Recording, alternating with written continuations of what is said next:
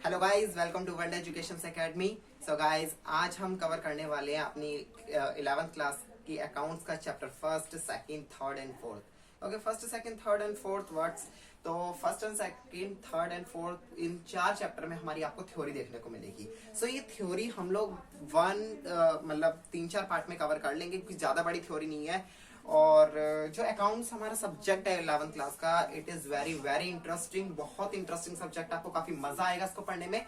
बस आपको एक छोटा सा काम करना है कि मेरी एक भी वीडियो को स्किप मत करना, हर पार्ट को आप कंटिन्यू देखना, क्योंकि थ्योरी ही एक ऐसी है अकाउंट्स में जो आपको पूरी की पूरी न्यूमेरिकल्स वगैरह करने में हेल्प करेगी, क्योंकि आपके 5th चैप्टर से आपके न्यूमेरिकल स्टार्ट हो जाएंगे। ठीक है, only first to 4th chapter ही आपकी बेसिक है, जिसमें यही बेसिक आपका क्या करेगा, पूरा का पूरा कवर कर देगा पूरी बुक को। ठीक है, तो गाइज एक भी वीडियो को स्किप मत करना और कंटिन्यू वॉच करते रहना। तो हम इसके सारे के ये 4 पार्ट, हमारे 4 चैप्टर है, इनको हम लोग पार्ट में कवर कर लेंगे। ज्यादा से ज्यादा 3-4 पार्ट होंगे और उसमें हमारा पूरा का पूरे बेसिक पूरी थ्योरी कंप्लीट हो जाएगी। ठीक है, तो चलो बिना देरी के स्टार्ट करते हैं। सो देखो, हम लोग अकाउंट्स पढ़ने जा रहे हैं। ठीक है, जब तक हमें अकाउंट्स का मीनिंग ही पता नहीं होगा तो अकाउंट्स करेंगे क्या। सो सबसे पहले पता होना चाहिए कि अकाउंट्स है क्या, आया कहां से है, ये किस भगवान ने ये वर्ड बनाया है। तो ये किसी भगवान ने नहीं, बल्कि ये धरती के प्राणियों ने ये वर्ड बनाया है, अकाउंट्स। तो देखो, अकाउंट्स होता क्या। अब मान लो कि आप हो, मैं कहानी सुनाऊंगा, आप हो, आपको आपकी मम्मी ने कहा कि जाओ बेटा, ये तुम पैसे पकड़ो 100 रुपए, और इन 100 रुपए से तुम्हें आज पूरा दिन का खर्चा चलाना है। ठीक है, तो मैं जो मैं लाने के लिए कहूंगी, या चलो मान लो कि 200 तो 100 तो बहुत कम हो गया, 500 रुपए तुम्हारी मम्मी ने तुम्हें दिया और कहा कि आज पूरे दिन का खर्चा तुम्हारी जिम्मेदारी है, और हर एक खर्चे का मैं पूरा लिखित हिसाब लूंगी कि सब कुछ लिखोगे पूरा का पूरा, कि हाँ मैंने अभी ये खरीदा, फिर ये किया, फिर वो किया, वो सब कुछ मुझे चाहिए। अब आपने कहा कि हाँ भाई ठीक है, हम लोग चला लेंगे खर्चा। आपने क्या किया, एक छोटा सा पेज लिया, एक डायरी ले ली और पेन लेकर हर हिसाब लिखना शुरू कर दिया पूरा दिन का। मम्मी ने कहा कि जाओ बेटा दूध लेकर आओ। आप दूध लाए, तो आपने क्या किया, एक टेबल बना ली, यहाँ पे लिखोगे आप आइटम्स और यहाँ पे उनका अमाउंट। इस तरह से 2 कॉलम बना लिए। आपने लिखा दूध और उसके आगे दूध का प्राइस। ठीक है, उसके बाद फिर मम्मी ने कहा कि जा जा बेटा, जा जल्दी से ला, मेरा तो भाई तरबूज खाने का मन कर रहा है, जा तरबूज लेकर, वाटरमेलन खाने का मन कर रहा है, मेरा बहुत गर्मी हो रही है। अब आप तरबूज लाए, तरबूज का पैसा भी उसमें लिख लिया। ठीक है, उसके बाद जब आप गए, फिर मम्मी ने बोला जा बेटा सब्जियां भी खरीद कर ला, ये सब्जियों की लिस्ट मम्मी ने दी और जाइए भी लेकर आ। आप गए सब्जियां लेने, सब्जियों का हिसाब आप ऐसा तो है ना, लिया आपने 200 रुपए रखे, लो भैया सब्जी वाले आप मुझे सब्जियां दे दो। वो कहेगा कौन सी सब्जियां भैया, सब्जी बताओ कि कितना रुपए की है, हर मोल भाव करना पड़ेगा, वो सब भी आपको करना पड़ेगा। उसके बाद पूरा का पूरा टोटल हिसाब आप क्या करोगे, उस टेबल में लिखोगे। ऐसे करते करते पूरे आपकी शाम हो जाती है, सब कुछ आपका सारे पूरे के पूरे 500 रुपए खत्म। कुछ 1-2 रुपए बचे होंगे, वो आपने टॉफी खा ली। तो इस हिसाब से आपने पूरे की पूरी टेबल आपकी फिल हो चुकी है। अब जब शाम के वक्त आपने मम्मी को अपनी टेबल पकड़ाई कि देखो देखो, ये पूरा का पूरा जो है आज का मेरा हिसाब किताब है। अब आप इसमें देखो कि कितना टोटल खर्चा रहा। मम्मी ने टोटल क्या किया, उसको एक बार एनालाइज कर लिया, एक बार अच्छे से देख लिया। तो ये जो पूरा का पूरा जो प्रोसेस था, इस पूरे प्रोसेस को अकाउंट्स कहते हैं। जी हाँ गाइस, जो पूरा का पूरा आपने हिसाब किताब रखा, यही अकाउंट्स होता है। अकाउंट्स का मतलब वही नहीं होता जो आप बैंक जाओगे, बैंक में पैसा डालोगे, निकालोगे और यही आपके अकाउंट्स है, नहीं। जो भी कुछ अभी तक आपने किया, जो हिसाब किताब आपने रखा, वो सब कुछ अकाउंट होता है हमारा। तो देखो, अकाउंटिंग की डेफिनेशन अब क्या है। Accounting is the systematic process. ये क्या है, एक हमारा सिस्टमैटिक प्रोसेस होता है। ठीक है, एक हमारा सिस्टमैटिक प्रोसेस होता है, मतलब जो भी काम हमारा होगा वो बड़ी सिस्टमैटिक तरीके से होगा, बहुत एक सिस्टम के हिसाब से होता है। ठीक है ना, ऑफ आइडेंटिफाइंग, मेजरिंग, रिकॉर्डिंग और classifying, summarising and communicating financial information. जितनी भी फाइनेंशियल इंफॉर्मेशन होती है, उन सबको क्या किया जाता है, आइडेंटिफाई किया जाता है। सबसे पहले कि भाई ये जो इंफॉर्मेशन है, पहले उसको आइडेंटिफाई करो, फिर उसकी मेजरिंग करनी पड़ती है, फिर उसको रिकॉर्ड करना पड़ता है। जैसा आपने रिकॉर्ड किया है ना, पहले तो आपने आइडेंटिफाई किया कि हाँ भाई क्या खरीदना है, फिर उसको मेजरमेंट किया कि भाई क्या मोल भाव है उस चीज का, फिर उसके बाद आपने उसको रिकॉर्ड किया अपनी टेबल में, और उसको फिर क्लासिफाई भी करना पड़ता है। क्या है, आज चलो आज तो आपने पूरा दिन का हिसाब था, तो आपने क्या किया, सारा कुछ एक ही लिस्ट में लिख लिया। पर आप क्या कर सकते थे, क्लासिफाई भी कर सकते थे। अगर मान लो मम्मी आपको महीने का खर्चा देंगे, तो थोड़ा महीने का पूरा ऐसे लिखते चले जाओगे, नहीं। आप क्या करोगे, सब्जियों का खर्चा अलग लिखोगे, दूध का खर्चा अलग लिखोगे, और जो भी चीज आप खरीदते हो उसका खर्चा अलग लिखोगे। तभी इसलिए बोला गया है कि अकाउंट्स में क्या एक सिस्टम हो रहा है, क्लासिफाइंग करना। सारे सिस्टम में एक प्रोसेस बता रहा हूं तो क्लासिफाई भी करते हैं, फिर इनको समराइज करते हैं, कम्युनिकेट करते हैं, ठीक है। ये सारी की सारी इंफॉर्मेशन हमारी एक सिस्टमैटिक प्रोसेस से चलती है जिसे हम लोग अकाउंट्स कहते हैं। अब ये फाइनेंशियल का मीनिंग समझो, तो फाइनेंशियल आप जानते ही हो कि फाइनेंशियल क्या होता है। फाइनेंशियल इंफॉर्मेशन, फाइनेंशियल ईयर की जितनी भी इंफॉर्मेशन होती है, फाइनेंशियल ईयर क्या होता है, ठीक है। तो आप जानते हैं 1 अप्रैल टू 31 मार्च तक जो हमारा चलता है वो फाइनेंशियल ईयर होता है, और हम एक होता है हमारा कैलेंडर ईयर जो हमारा 1 जनवरी टू 31 दिसंबर तक होता है। सो आई होप कि आपको अकाउंट्स का मीनिंग समझ में आया होगा। इसके बाद भी अगर किसी को डाउट लगता है so please comment me, okay. Let's come to the next point, basic accounting terms. अब यहाँ से हमारी मेन चीज शुरू होती है। तो मीनिंग था बाकी, और क्योंकि हम लोग बेसिक पढ़ रहे हैं तो फालतू का झंझट नहीं करेंगे। अकाउंट्स की डेफिनेशन, लिमिटेशन और मेरिट डिमेरिट, तो ये सब पढ़ने की कोई जरूरत नहीं है। ये सब हम आराम से बाद में कवर कर सकते हैं। फिलहाल के लिए हमें क्योंकि आगे बढ़ना है अकाउंट्स में, जितना बेसिक हम पढ़ रहे हैं सिर्फ उतना ही पढ़ो, ओके। Basic accounting terms. तो सबसे पहले जो अकाउंटिंग टर्म आपको देखने को मिल रही है वो है हमारी कैपिटल। और व्हाट्स कैपिटल? कैपिटल ये नहीं यहाँ कहोगे कैपिटल, मैं पूछूं कैपिटल क्या तो आप कहोगे दिल्ली हमारी कैपिटल है, नहीं, वो वाली कैपिटल की बात नहीं कर रहा।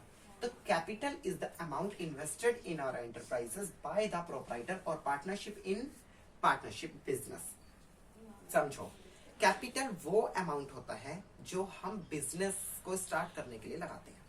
अब मान लो आपने बिजनेस स्टार्ट किया, मैंने एक कहा कि देखो ये दुकान है कि और यहाँ पे हमें एक बिजनेस स्टार्ट करना है। खराब हो गया, हाँ भैया चल पड़े, चलो हम तो यही स्टार्ट करेंगे। क्या स्टार्ट करोगे? जब तक तुम्हारे हाथ में पैसा नहीं होगा तो खाली दुकान का क्या अचार डालोगे, सर मारोगे दीवारों में? नहीं, हमें वहां पर लगाने के लिए कुछ पैसा भी चाहिए, कम से कम 1-2 लाख तो उसमें डालोगे ना, पहले दुकान में रखोगे। तो आप क्या करोगे, 2 लाख रुपए, 3 लाख रुपए, जितने पैसे आपके पास हैं उसमें आप रखोगे। अब ऐसा नहीं है नोट गड्डी लाई और वहां बिछा दिया, ऐसा नहीं। रखने का मतलब यह है कि उसमें जो जो सामान आएगा वो सब आप उसी कैपिटल के अमाउंट से खरीदोगे, और कुछ पैसा कैपिटल जो आपने रखी उसमें से कुछ पैसे से आप सामान लेकर आए अपने बिजनेस में लगाने के लिए, और कुछ पैसे को आप रख के रखोगे इमरजेंसी में कि बाय द वे अगर आपको फ्यूचर में जाके कभी लॉस हो गया तो आप उस पैसे को यूज करके उस लॉस की भरपाई कर सको। तो कैपिटल वो अमाउंट होता है जो बिजनेस को स्टार्ट करने के लिए सबसे फर्स्ट डे लगाया जाता है, सबसे पहले दिन लगाया जाता है, ठीक है। और वो पैसा कौन लगाता है उस एंटरप्राइज में? Enterprise mean company. तो उस कंपनी में कौन लगाता है? प्रोपराइटर लगाता है। प्रोपराइटर मतलब कि जो कंपनी का मालिक होता है, ओनर होता है, वो पैसे लगाता है। और पार्टनर और पार्टनर्स अगर मान लो पार्टनरशिप कर रहे हैं, कभी एक तो होता है प्रोपराइटरशिप होती है जिसमें अकेला एक मैं ही हूँ राजा यहाँ का, है ना। एक होता है कि कभी कभी 3-4 जने मिलकर एक कंपनी को चलाते हैं, है 3-4 भाई इकट्ठे होकर कहा कि चलो एक साथ मिलकर चलाते हैं, पैसा इक्वल डालेंगे, तो वो क्या होती है, उसको पार्टनरशिप बिजनेस बोलते हैं। सो उसमें सारे पार्टनर्स क्या करते हैं, इक्वल अमाउंट देते हैं। जैसे मान लो 3 लाख में बिजनेस स्टार्ट होगा तो 1-1 लाख रुपए तीनों पार्टनर्स देंगे। आई होप कि कैपिटल समझ में आया होगा। नेक्स्ट हमारी बेसिक टर्म हैगी एसेट्स। अब ये एसेट्स क्या होते हैं? तो assets are the properties owned by the company. Assets are 2 types, tangible assets and intangible assets. Assets वो चीज होती है, देखो अब मान लो कि मैंने क्या किया, एक बुक छापने की एक कंपनी खोली। तो भाई उसमें जो बुक छापेंगे उसके लिए मैंने पेपर ले आया, सारा सामान मेरे पास आ गया, इंक आ गई, सब कुछ आ गया। अब मुझे जरा ये बताओ कि क्या मैं उनको हाथ से लिखूंगा बैठकर? उनके लिए मुझे मशीनों की भी जरूरत पड़ेगी। अब वो जो मशीन यूज हो रही है, अच्छा चलो मशीनें आ गई तो लोग तो है नहीं ना कि आप खड़े रहेंगे, टेबल चेयर कैबिन बनाना पड़ेगा, उसमें टेबल चेयर की जरूरत पड़ेगी। और भी उसके अलावा काफी तरह की पानी वगैरह के सिस्टम के लिए म्यूजिक है, फ्रिज है, ठंडा पानी गर्मियों में आएगा, बेचारे थोड़े ना मरेंगे लोग। तो ये सब जो चीजें हमें चाहिए, जैसे कि मैंने बताया कि मशीनें वगैरह चाहिए, म्यूजिक चाहिए, चेयर टेबल सब चीजें चाहिए, वो सब हमारे एसेट्स होते हैं। अब लाइक मैं अपना एग्जांपल लेता हूँ। मानो कि मेरी एक एकेडमी है, एकेडमी में मुझे क्या क्या एसेट्स की जरूरत पड़ेगी। एक तो बच्चे तो आकर नहीं ना कि ऐसे खड़े होकर पढ़ना शुरू कर देंगे, उनको क्या चाहिए होगा, टेबल चाहिए, बैठने के लिए चेयर चाहिए, उसके अलावा उनको पढ़ाने के लिए मुझे एक बोर्ड भी चाहिए, इवन मार्कर भी चाहिए, ठीक है। और भी कई तरह के आइटम्स के बच्चों के लिए मुझे जरूरत पड़ेगी, यहाँ पर तक कि पंखा भी लगवाना पड़ेगा। तो ये सब क्या है, असेट्स है, ठीक है। तो इन सब चीजों को क्या बोला जाता है, असेट्स बोला जाता है। असेट्स जो है हमारे 2 तरह के होते हैं। एक असेट्स होते हैं हमारे टेंजिबल असेट्स और एक होते हैं हमारे इनटेंजिबल असेट्स। टेंजिबल असेट्स वो असेट्स होते हैं, सी टेंजिबल असेट्स वो असेट्स होते हैं जिन्हें आप टच कर सकते हो। देखो की समझ लो टच करना। तो टेंजिबल एसेट्स वो एसेट्स होते हैं जिनको आप टच कर सकते हो, ठीक है। जैसे कि देखो ये बोर्ड है, तो ये बोर्ड मैं आपको पढ़ा रहा हूँ, इट मीन ये मेरे लिए एक एसेट है, मेरी कंपनी के लिए, मतलब मेरी जो एकेडमी है उसके लिए एक एसेट है, तो मैं इसको टच कर पा रहा हूँ, ठीक है। इट मीन कि एक एसेट है। तो कहोगे फिर बिना छूने वाला कौन सा हो सकता है इंटेंजिबल एसेट्स? तो देखो बिना छूने वाले भी होते हैं। मान लो कि जैसे आपको जैसे बैंक है, तो बैंक को क्या आप टच कर सकते हो? कहोगे हाँ, जाएंगे बैंक की दीवारों को टच करना शुरू कर देंगे। नहीं, वो टच करना नहीं। बैंक से जो आपको सर्विस मिल रही है, जो सर्विस आप ले रहे हो, वो आपके लिए इंटेंजिबल है, ठीक है। जो सर्विसेज होती हैं आप उनको कभी भी टच नहीं कर सकते। जैसे मैं आपको पढ़ा रहा हूं, तो पढ़ाना मेरा क्या है, एक सर्विस है, ये मैं आपको सर्विस दे रहा हूं। आप ये सारे एसेट तो छू सकते हो, आके मेरा बोर्ड छूओगे, पर जो सर्विस जो मैं आपको पढ़ा रहा हूं, इस पढ़ाने को आप कहाँ ढूंढोगे कि कहाँ पढ़ा रहे हैं, कहाँ ये पकड़ में आ गया हाथ में, तो ऐसा काम नहीं कर सकते।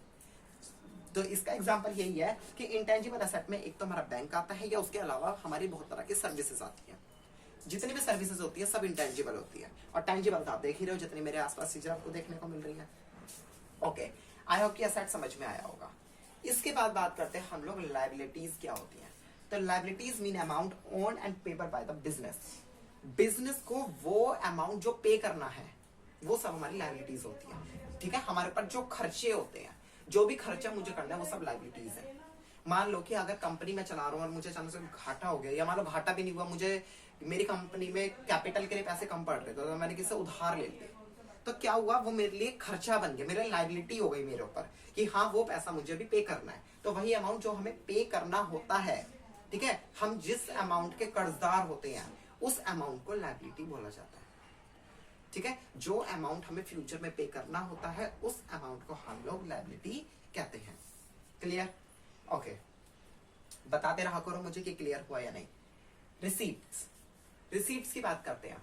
तो the amount receive from selling assets, goods और सर्विसेज। वो अमाउंट जब हम अपने असेट्स को सेल करते हैं, या गुड्स को सेल करते हैं, या सर्विसेज को सेल करते हैं। क्योंकि एक minute what is good? Good is very good? No, good का मतलब होता है चीजें। ये भी हमारा क्या होता है, गुड्स मतलब स्टॉक।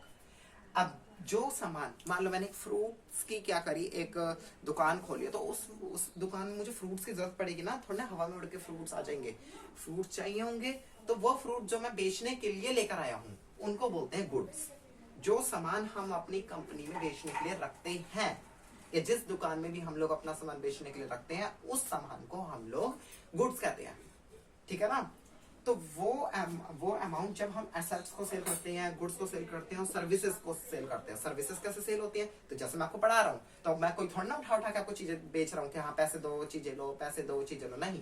मैं आपके लिए सर्विस, सेवा कर रहा हूँ। आप मुझे पैसे दे रहे हो, बदले में आपके लिए सेवा कर रहा हूँ, सर्विस कर रहा हूँ, ठीक है। तो इसके बदले में मुझे पैसा मिल रहा, तो ये मेरे लिए रिसीप्ट हुआ।